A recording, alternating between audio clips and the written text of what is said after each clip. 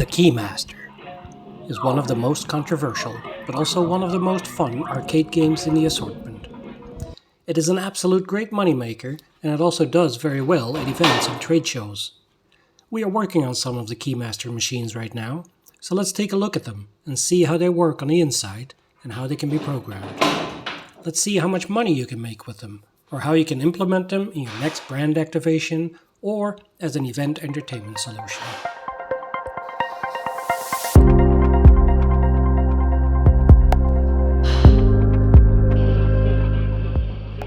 Hi, my name is Pete and I am part of the engineering team at Made for Arcade Europe.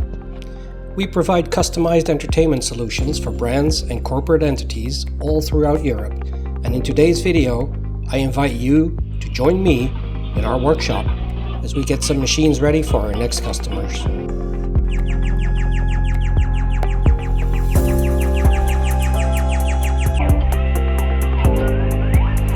Now, before we get started, let's first talk a little bit about the controversy that occurred a few years ago around the KEYMASTER arcade game. Several lawsuits were filed over this game that, in essence, boiled down to the fact that the game was presented to players as a skill-based game, while most courts now agree that it is a chance game. These lawsuits had everything to do with misrepresentation and have nothing to do with the machine or the game itself. Regarding skill versus chance, the KEYMASTER game is not that different from the classical claw machines. Both machines can be programmed to make it easier or more difficult for players to win a prize.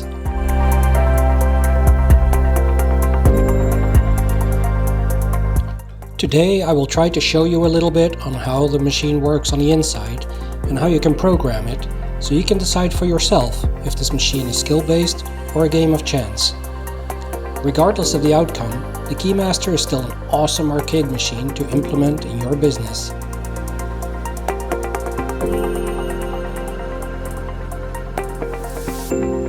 Okay, enough background chatter.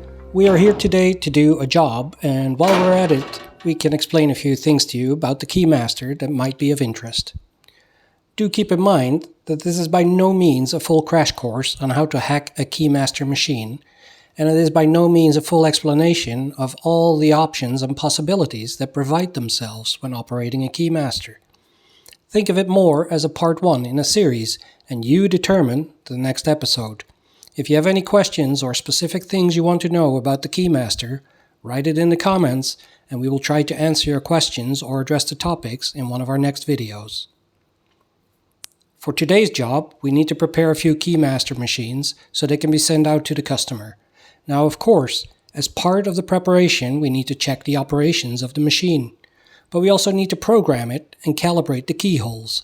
So that is what we will do in this video, and as we are preparing the machine, I will explain a few things to you along the way.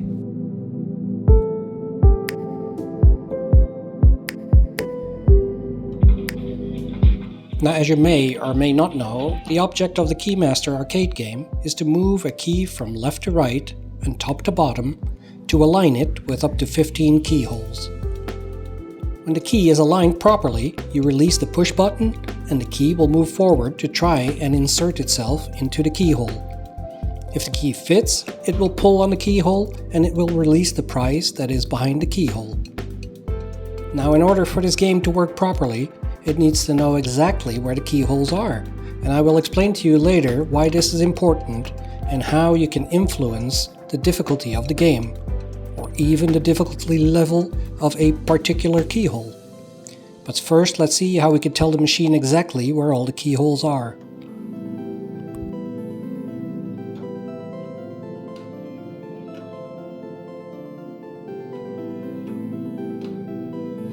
In order to program the KEYMASTER arcade game, we must set the machine to programming mode first, and this is typically done by pushing a secret or concealed button somewhere inside the machine. In this case, it's a simple red button behind the lower door, so while the machine is on, we push the button and we can see on the display that the machine is entering into programming mode. Now, while in programming mode, we can set things like the speed of the machine, the volume of the music, we can see how many coins or tokens have been inserted into the machine, we can see how many prizes have been given out, and we can run some tests and diagnostics for troubleshooting. For now, we are mostly interested in the coordinate system. After we enter the coordinate system, we can adjust the X and Y value for every keyhole in the machine. When the machine starts up, the motors, or better said the key, first travels to the lower left corner of the play area.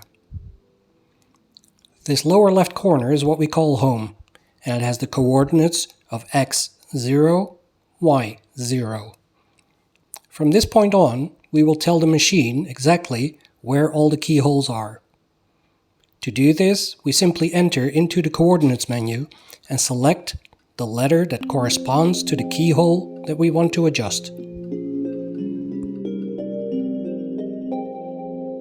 Once we have selected the letter in the menu, we can use the joystick without limitations to move the key to the left, to the right, upwards and downwards.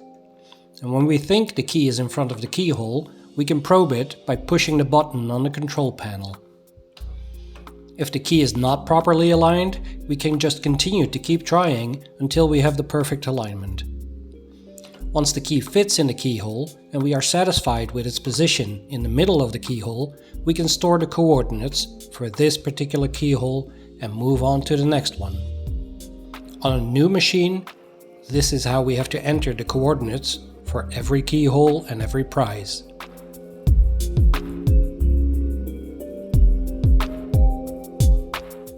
Now, on a side note, you may have noticed the keyholes are connected to our machine by two simple screws. This also makes it very easy to replace the keyholes and to put keyholes in with different shapes. By manipulating the shapes of the keyholes, we can also influence the difficulty of winning the prize behind it. The location of every keyhole has now been entered into the system. At this point, you may ask yourself, why do we even need the coordinates? Because we could also just play the game without all these numbers and register a fail if the key hits a wall, or give out the prize automatically when the key goes through the keyhole and pulls on the wall. This brings us to the core of the discussion between skill and chance.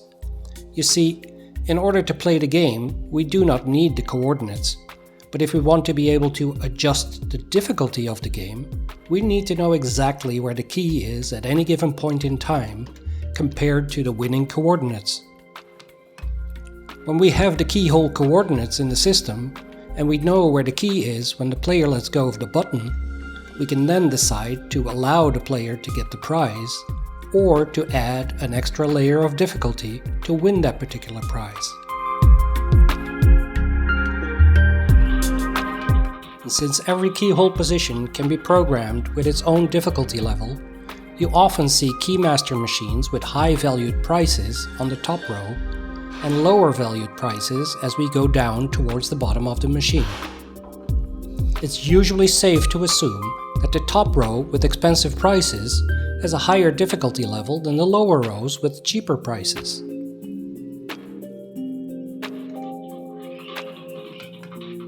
Behold the menu options for changing the difficulty of winning at each particular keyhole. As you can see here, the operator of the machine can adjust the difficulty level of each prize slot between 1 and 999. When the difficulty level is set at 1, the machine is almost 100% skill-based. In this case, the user aims the key and the machine will not interfere or manipulate the position of the key when the user releases the button. However, when you increase the difficulty level towards 999, the machine becomes a lot more a game of chance. The higher the difficulty level is, the more the machine will deviate the key location when the user releases the button, and this in turn makes it a lot harder to win the prize. But it is not impossible.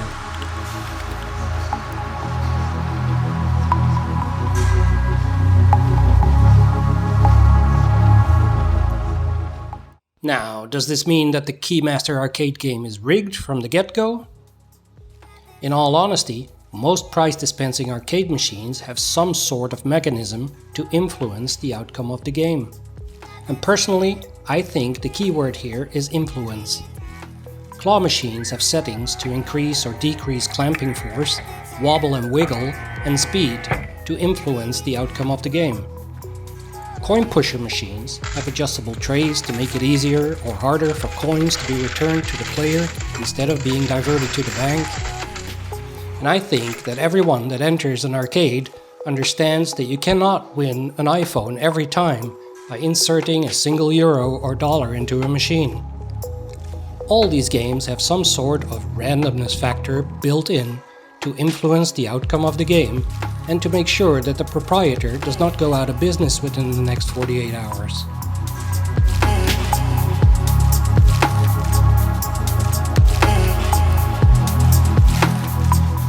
And when we look up the definition of rigged, most dictionaries describe the meaning of rigged as the manipulation or control, usually by deceptive or dishonest means. So are these games manipulated? Well, yes, they can be, depending on the settings. Are these games deceptive or dishonest? I guess that depends more on the proprietor than on the game itself. What do you think? Would you call the Keymaster rigged, deceptive, and dishonest? Or do you regard it as a fun arcade game to play with a chance of maybe winning a prize? Let us know in the comments, and please don't forget to hit the subscribe button so we can meet again some other time.